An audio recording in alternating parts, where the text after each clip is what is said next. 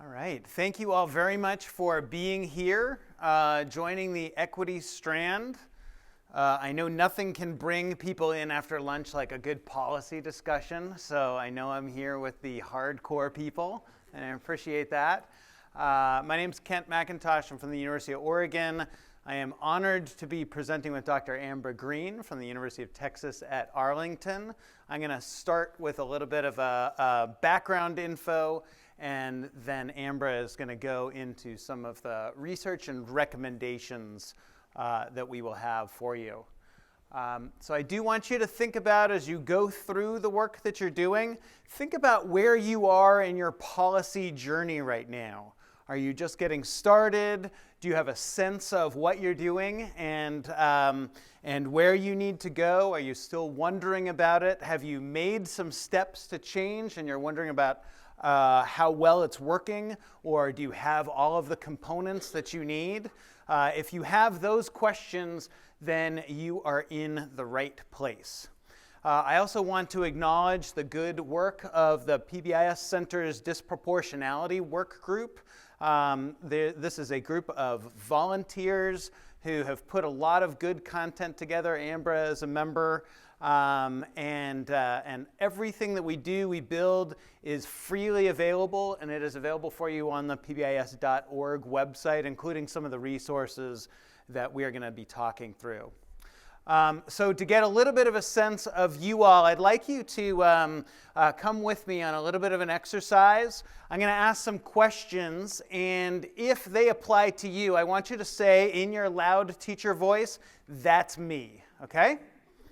All right, we need to wake up just a little bit, okay? So how many of you work primarily with students and their families?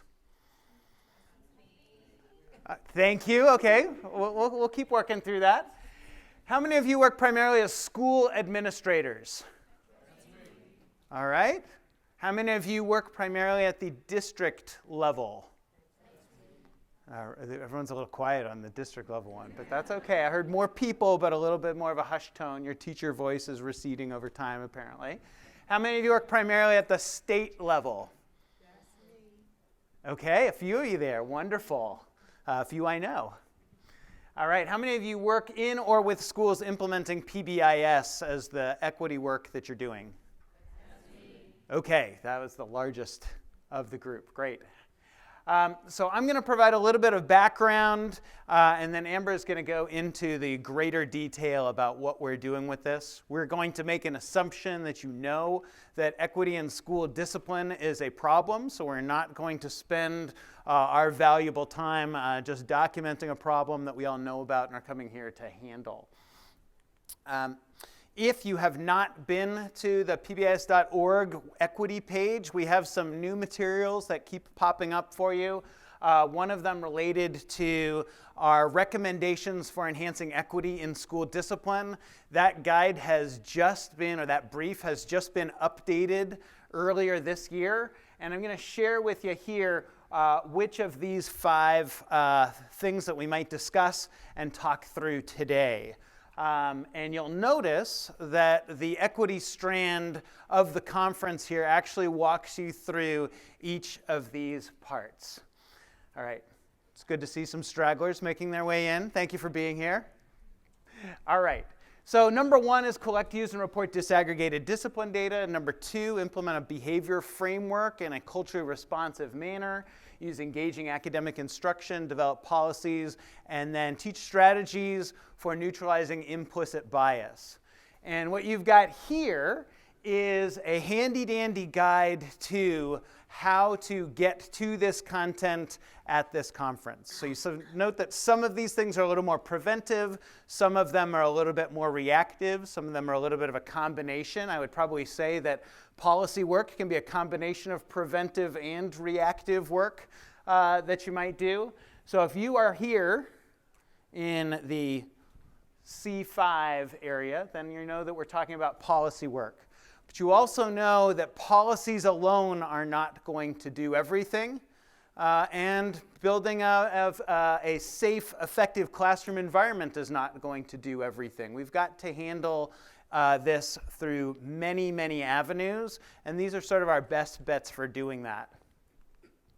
And we have built a guide for looking at equity policy that Ambra is going to describe in a little bit. You can find that on our website as well. It's a really nice document to walk you through. And I'm going to tell you, I'm going to give a couple little stories of using data and trying to use data to change policy work and how this might be useful. And I'm going to give a couple of examples that don't come from education, that actually come from law enforcement. And so I'm going to show you an analysis of data from the Oakland Police Department. Anybody from California in here? Okay, a few Californians in here. Wonderful. I'm with you. I'm California as well. So you probably may be aware that the Oakland Police Department has a history of disparities in police stops by race and ethnicity. So what you've got here, if you look across the screen, is the percent of population is that light color, and the percent of stops is that dark color. So one way to look at this is to say, in Oakland, the percent of African Americans in the population is 28%, but the percent of stops was 60%. So that would be over-representation there.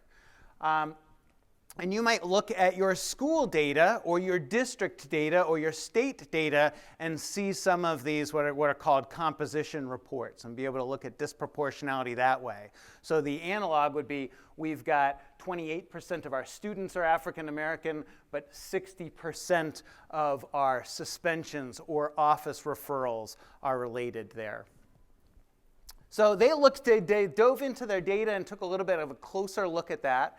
And they looked at were there patterns in stops by the hour of the shift. So you know if you know anything about policing, people are on different shifts throughout the day. And so what you can see here is the percent of stops involving African Americans compared to whites. The column, so that one that starts at 52% and goes all the way to 53% on the other side, that's a percent of stops for African Americans, and then you can see the gray bar across is for white individuals.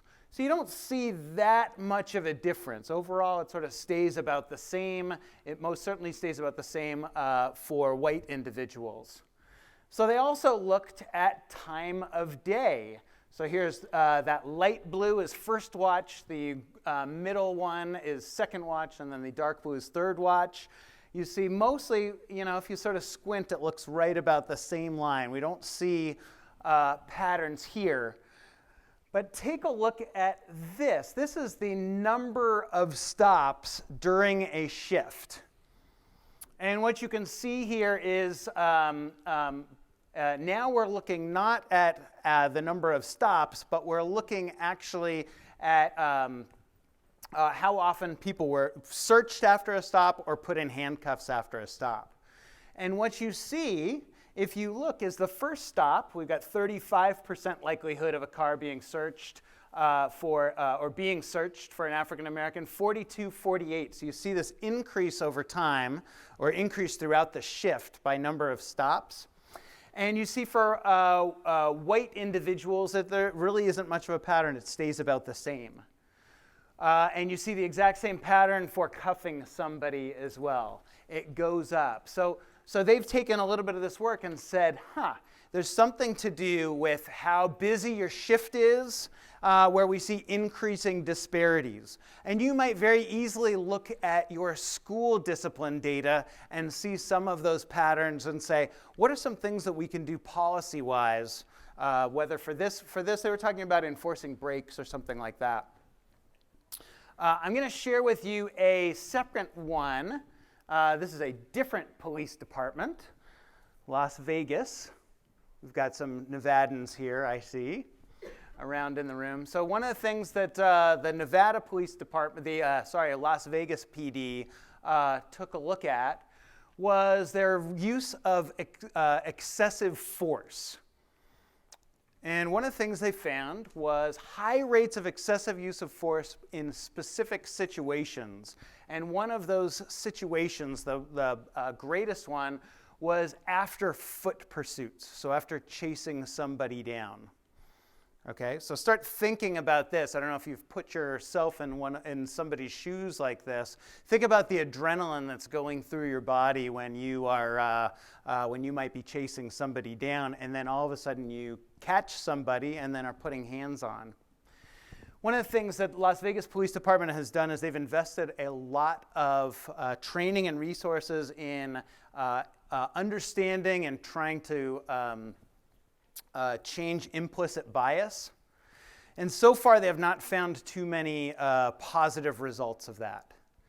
But one of the things that they did find is that they looked specifically at these data and said, I wonder if we could do something different in that situation to make it less likely for that to happen.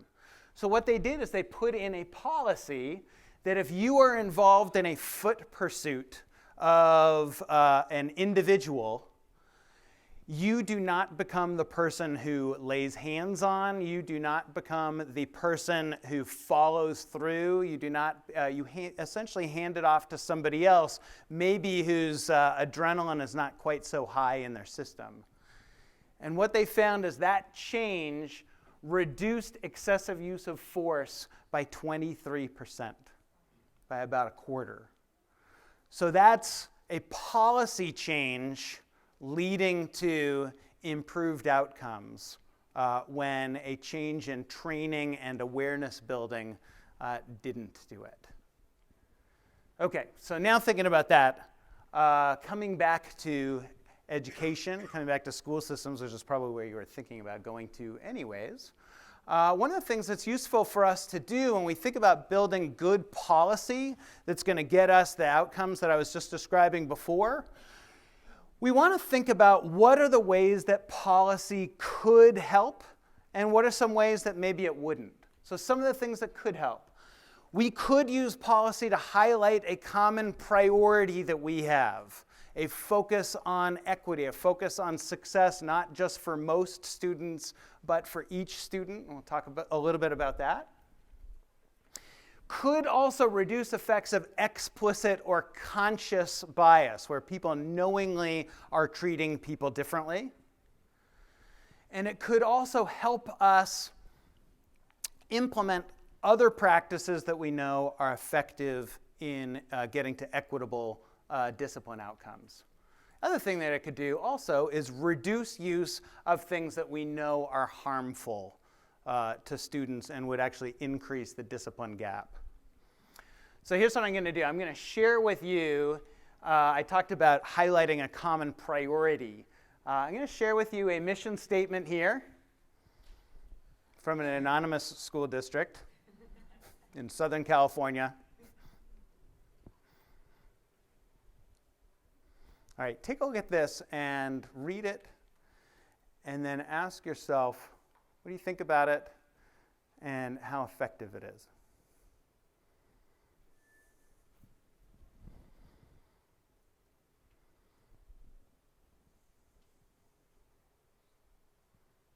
What do you think? Thumbs up, thumbs sideways, thumbs down. Is it a good thing? So-so, bad?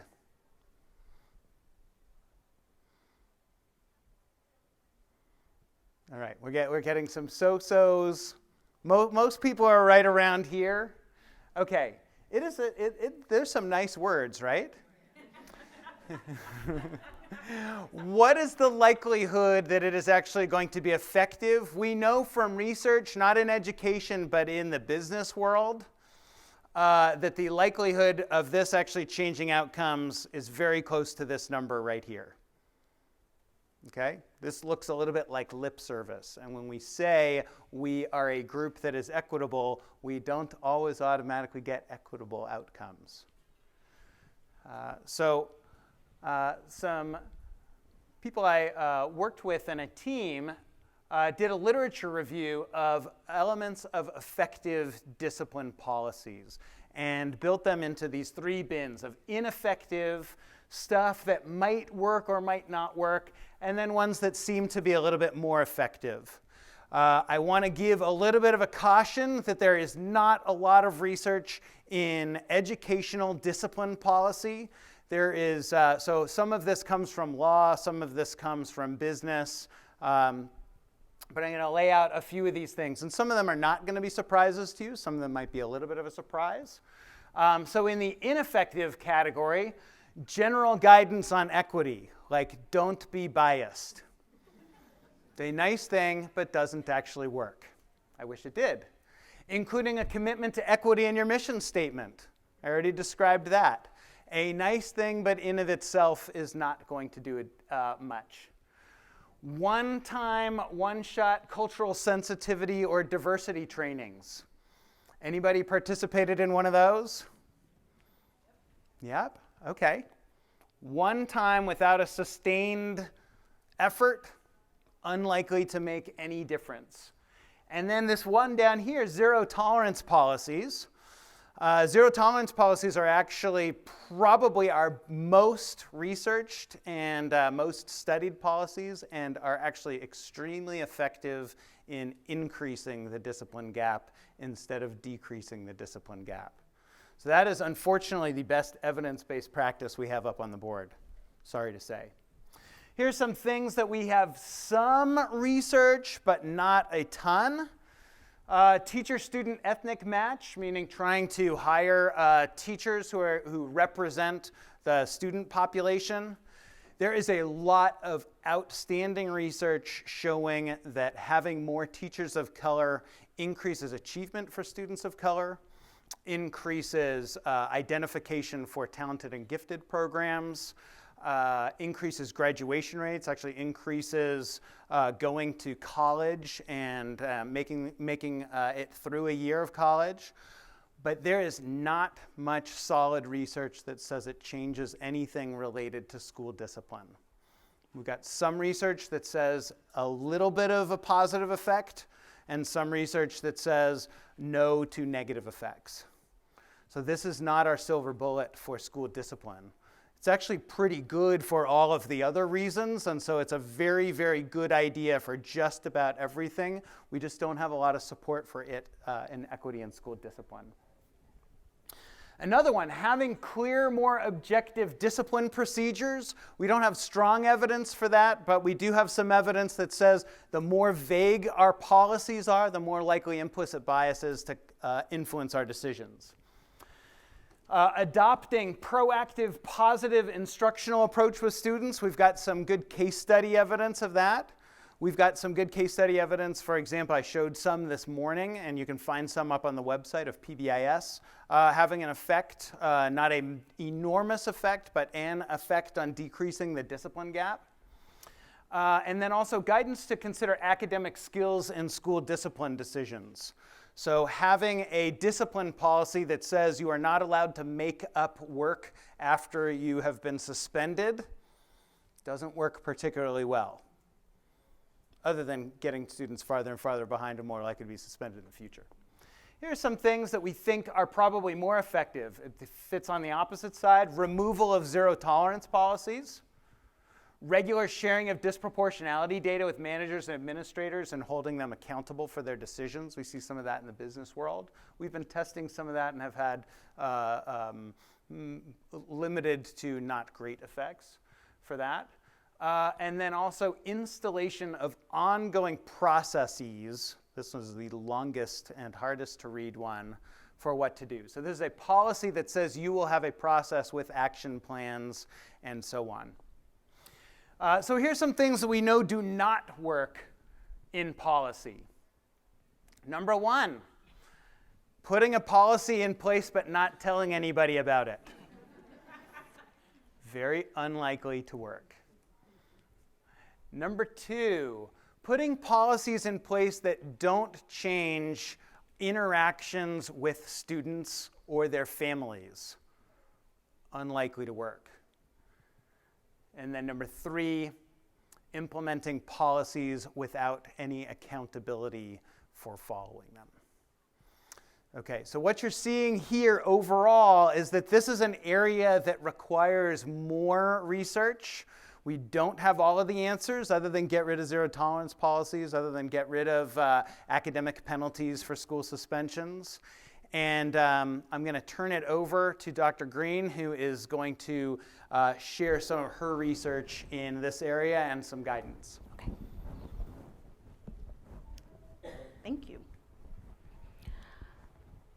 Okay, so the U.S. Department of Education a couple of years ago was trying to figure out what can we do about this issue of disproportionality.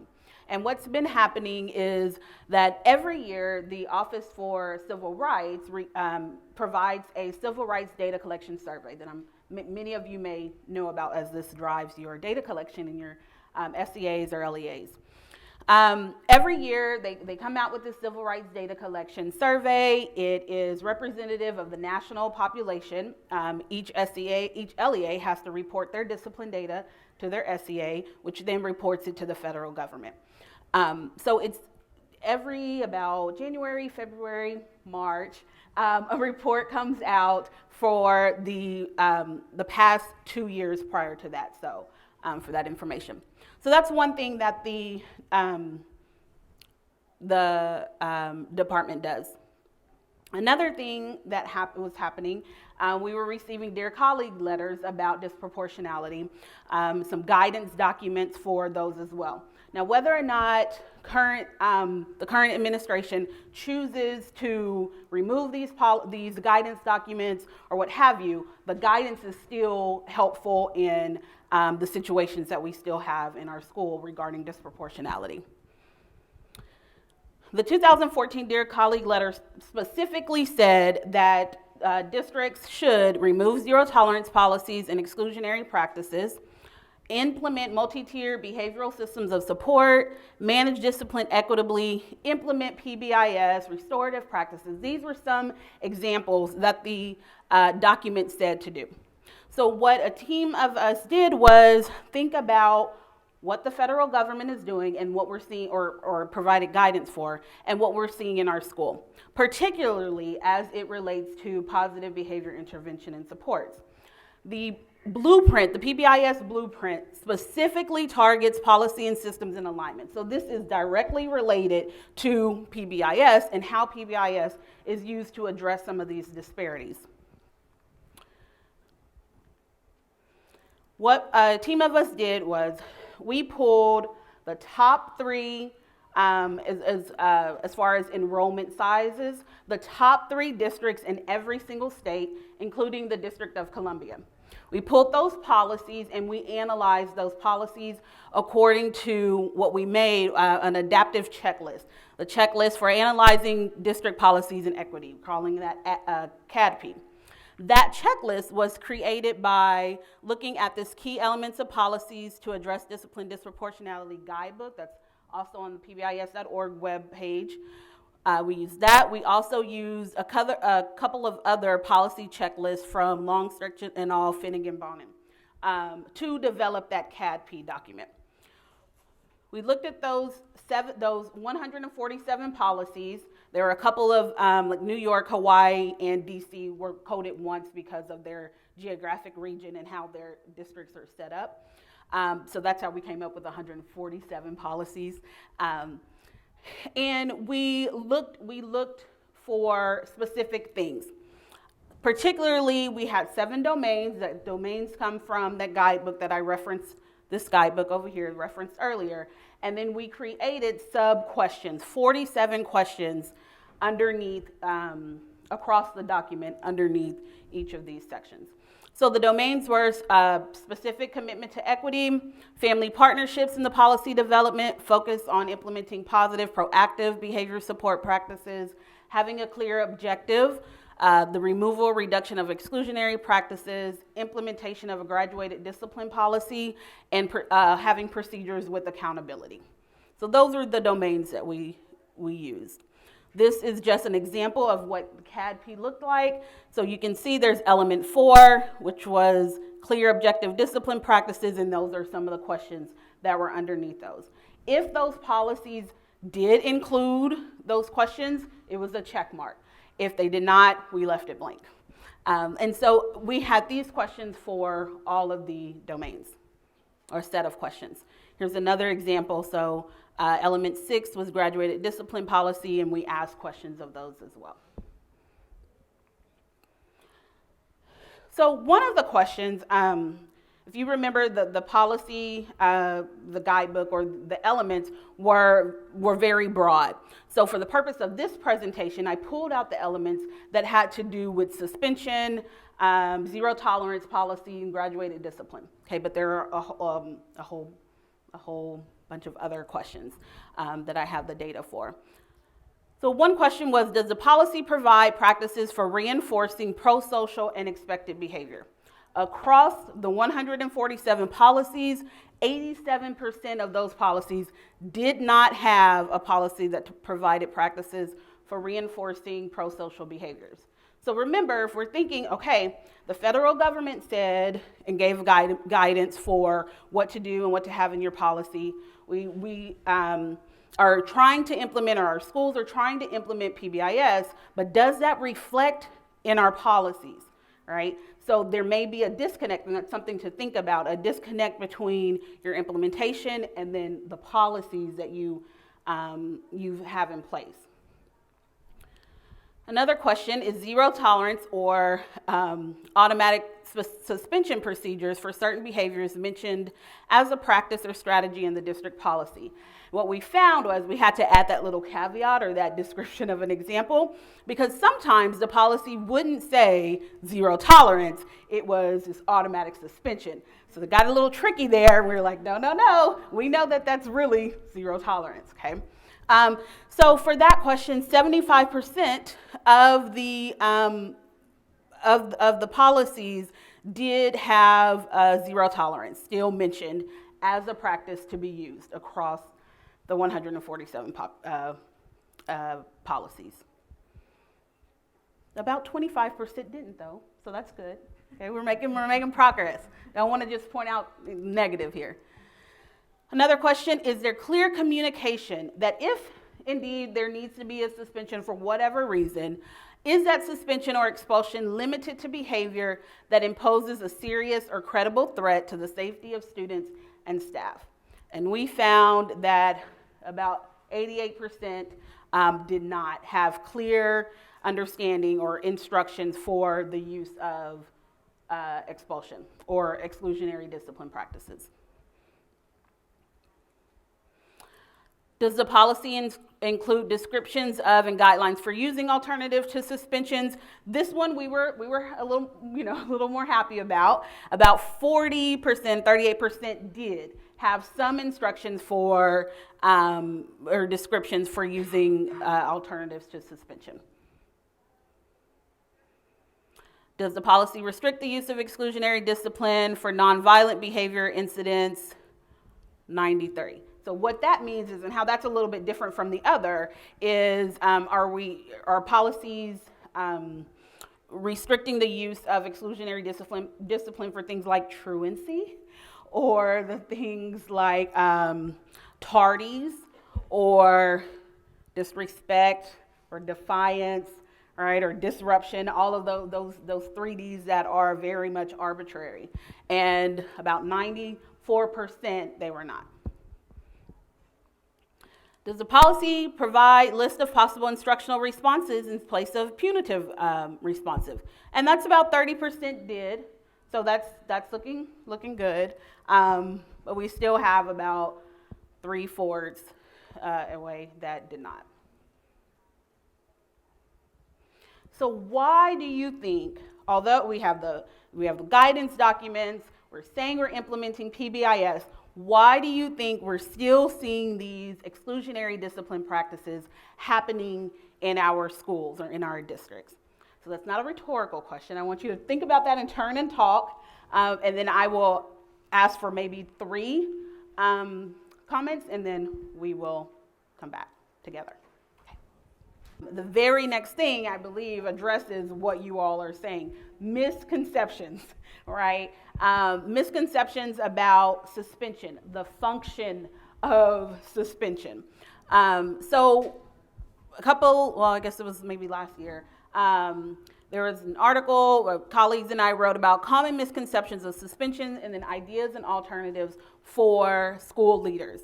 So we talk about 3, based on Dan Lowson's work around suspension, we talk about 3 different common misconceptions. 1, is that the use of out-of-school suspension can be used to improve the teaching and learning environment, right? That is what we are, or when we are assigning suspension, expulsion, whatever exclusionary discipline practice, we think we're doing it so that it can improve the teaching and learning environment. However, and as Kent pointed out earlier, there's no research that demonstrates that out-of-school suspension or expulsion can reduce the rate of student discipline. And it is not a punishment, especially because we have high rates of recidivism, of continuing to do that practice. If it was truly punishment, in scientific terms, the practice would stop. We also know that high rates of suspension correlates with low academic achievement. It has no academic benefits at all. And typically classrooms are not supportive environments for students who are identified with challenging behavior, and it may just promote the inappropriate behavior. So what do we do instead? That was, what do we do instead of suspension or expulsion? I'll have a better graphic of this at the end, but explicitly teach behavioral expectations, provide pre-corrections and opportunities to respond. Basically, what we're saying is use evidence-based practices that we know work to reduce challenging behavior and increase appropriate behavior, appropriate pro-social behavior, as well as the academic success and achievement of students. That is actually how you can improve the learning environment. Okay. A second misconception is that the use of out-of-school suspension can be used to deter other students from engaging in inappropriate behavior. There's actually no data to support this. Relatively high rates of disciplinary recidivism among those who are suspended, with marginalized students subject to multiple suspensions, as well as the outcomes of using suspension and exclusionary discipline practices are damaging to the individual student, their peers, and the school community as a whole. So what do we do instead? Oh, I'm sorry, there's another one. Schools with higher rates of exclusionary discipline are associated with negative student perception of school, so the student climate, as well as faculty perception of school. So instead of thinking that it's used, out-of-school suspension can be used to deter from engaging in inappropriate behavior, it actually affects your school climate. Okay. So now, what do you do instead? Use, again, evidence-based practices, differential reinforcement, behavior-specific praise, and active monitoring, and supervision. I'm sorry, I'm not quite sure what's going on with that. Okay. Third one, the use of out-of-school suspension can be used to improve the student's behavior by getting the parents' attention, all right, and active involvement. That's what we think. Well, let's send them home and the parents will deal with them. That's really, right, that's what we say. That is the misconception. And if we want parent involvement, it needs to be proactive and not reactive, okay? We also need to think about the learning history of families, especially these marginalized groups of individuals, and what's happening in schools and what has happened, in schools of the family as well. So we need to, if we're trying to have parents involved, we need to think about engaging them as equal partners in the educational process, be a part of the comprehensive learning plan and the system to include them, as well as in the policy development. Make sure that the engagement is proactive and it's embedded into the systems. And those are basically the four things that I just said. So here is a better graphic of what I had. So here are your three misconceptions on the side, okay? And then on the left side, there are alternate recommendations for what you can do instead.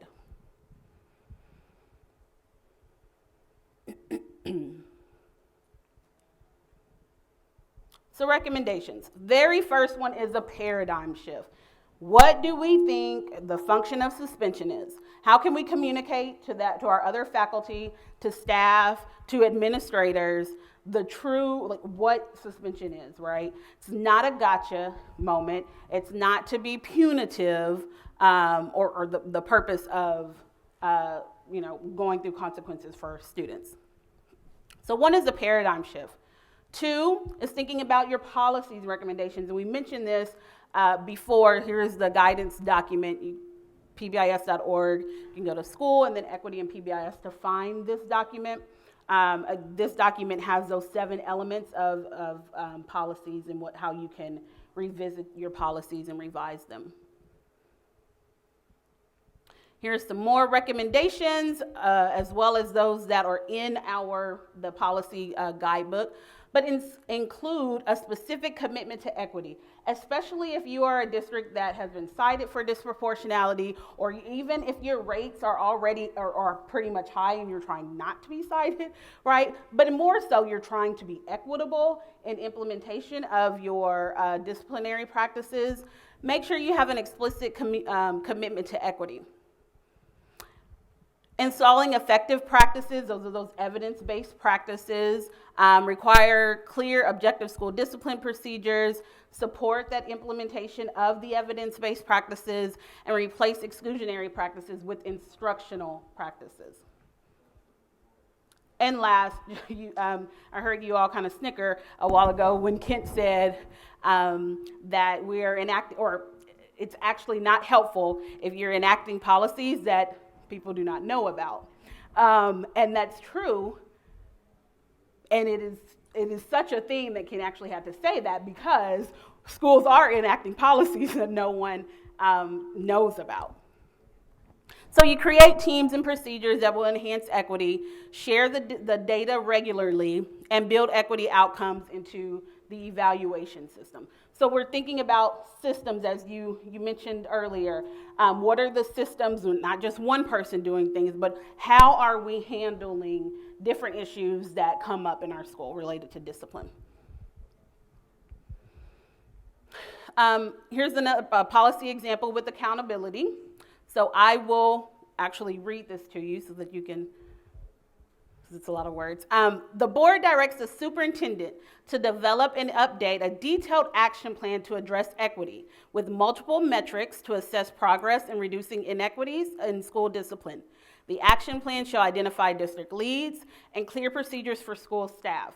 The superintendent will share the plan and report on progress towards these goals to the board at least twice per year. The lack of progress towards these goals may be considered grounds for dismissal. So if you think back to earlier, the policy that Kent had showed from a district, and we were like, okay, maybe this is okay, right? It has some really nice language, a little flowery language, we're gonna, right, in theory. But what about this example here? Let's do a thumbs up, thumbs to the side, or thumbs down on this one as it pertains to accountability. All right, it's saying what you're gonna do, how you're gonna do it, who's responsible, and if it does not happen, what's the consequence, right? There's a embedded action plan within this policy. And the superintendent's involved, right? This is higher up, right? It's this whole school system, and the board is involved. Other policy recommendations, language that's more conversational and less legal. We saw in our review of policies, we saw a lot of policies that we were like, I bet you had a lawyer write that for you. And if that terminology was not accessible to us, is it accessible to parents, families, and students? Define district-wide or school-wide expectations. Define your pro-social behaviors. Define problem behaviors. That's talking about saying what the student can do and what it looks like versus what the student shouldn't do. Separate equity policies, ensuring the use of equitable practice, have instructional approaches, and use evidence-based practices. All things that you've heard me and Kent say before in this presentation. Here is an example of a district. And I will explain what this looks like, but one of the policies that we had levels of infractions. And across all levels, although this is just a class 1 or a level 1, across them all, there were specific evidence-based practices highlighted in those practices. Not literally highlighted, I highlighted those, but mentioned in the practices. So this says that a teacher-led intervention can be done in multiple ways. Options include reteach, social adjustment, that's reinforcement, figuring out the possible functions of a student's behavior. Look at this, minimum of 4-to-1 praise to correction ratio. So this is one of those examples that we loved to see, and we were really excited to see that when we came across it in our policy exploration review. Group contingency and classroom incentive programs. Again, reinforcement is in there. Review the student's academic placement. How many times do we think that maybe the behavior could be related to the student's academic ability or their class or what have you?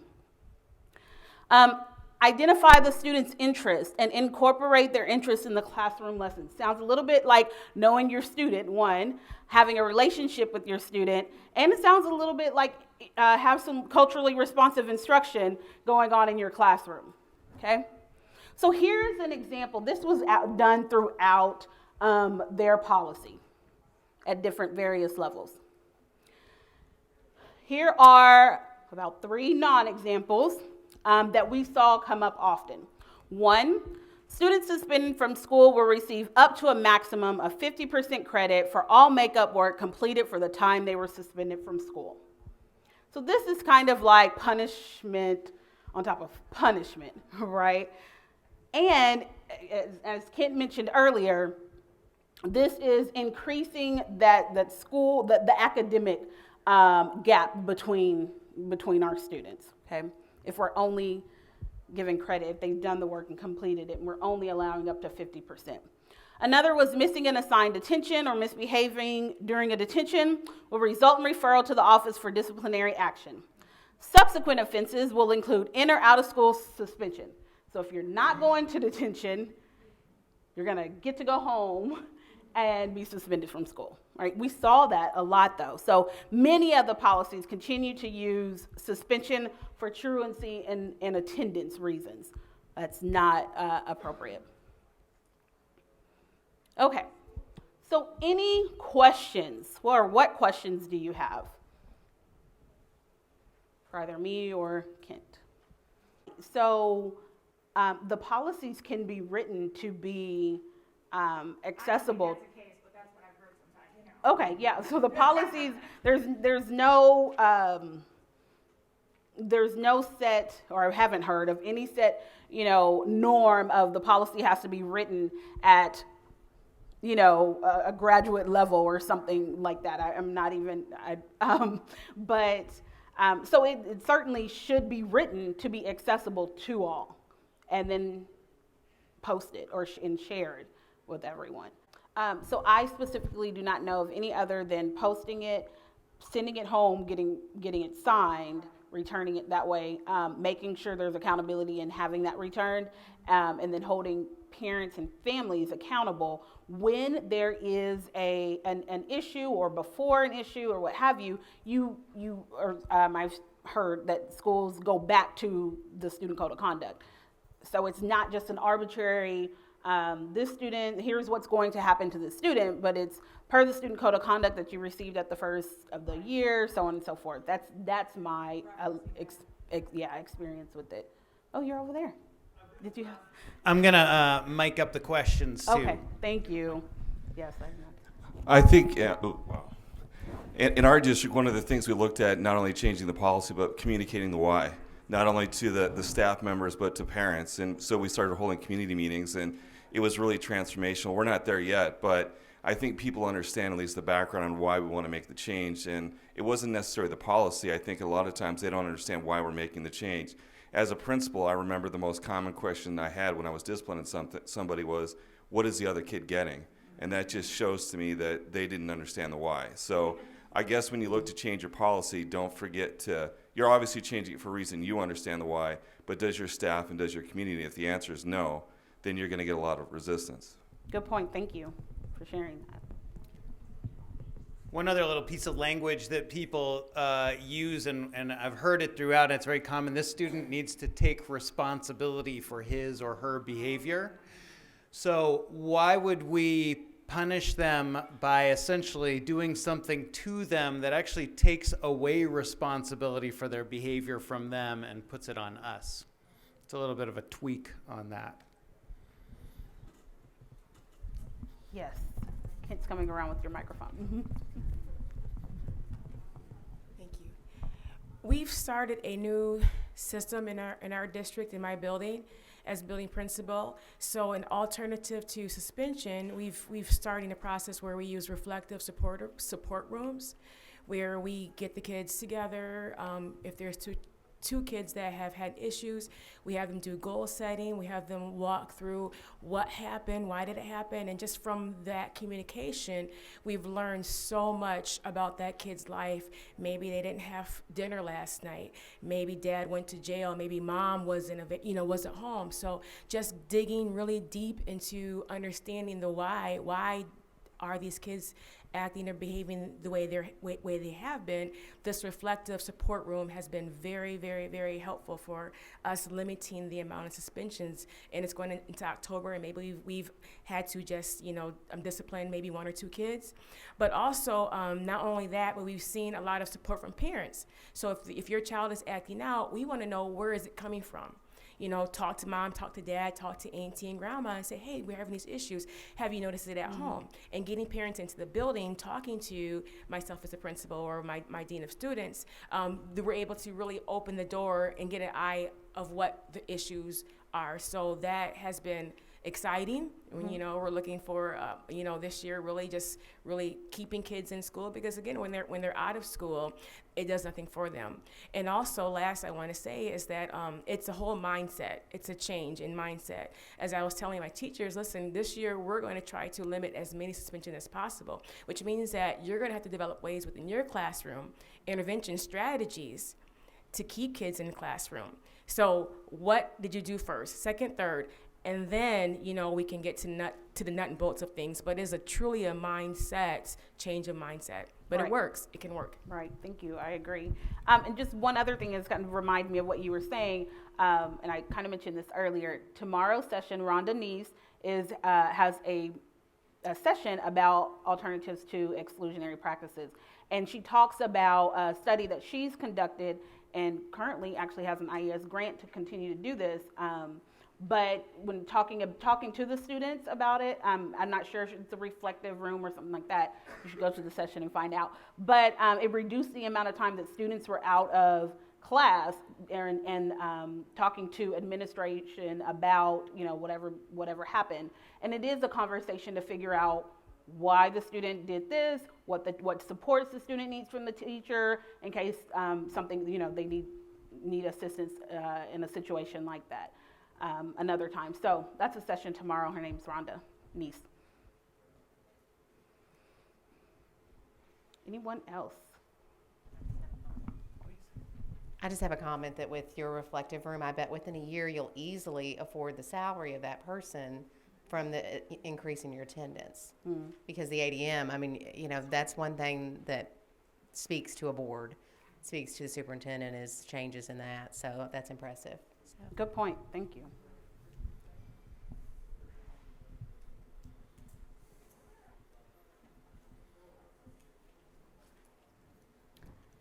Okay, so at 4 o'clock in this room, Kent and I have a discussion and about integrating equity and PBIS efforts at the district level. So please join us.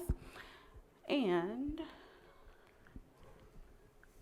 save the date, February 20th through the 23rd, Expanding World of PBIS, the international conference on PBIS is coming up, APBS, and then... And we are hiring, so if you're interested in getting a PhD in doing some of the research that's needed in this area, if you are looking for a postdoc, if you are looking for a research position, a research professor position, do get a hold of me. We'd be really interested in having people joining in the work of the center and the equity work that we are doing. All right. think that's it. And please do complete your evaluation. You can, if we move forward here, you can take a picture of that QR code. You can do it right over in the back there, and you can do it within the app on your phone. So there are no more paper evaluations. We're really hoping for you to be able to tell us what you liked, what you didn't like, what recommendations you have for this session and all of the other sessions throughout. And our contact information is on the screen. Thank you. Thank you all very much.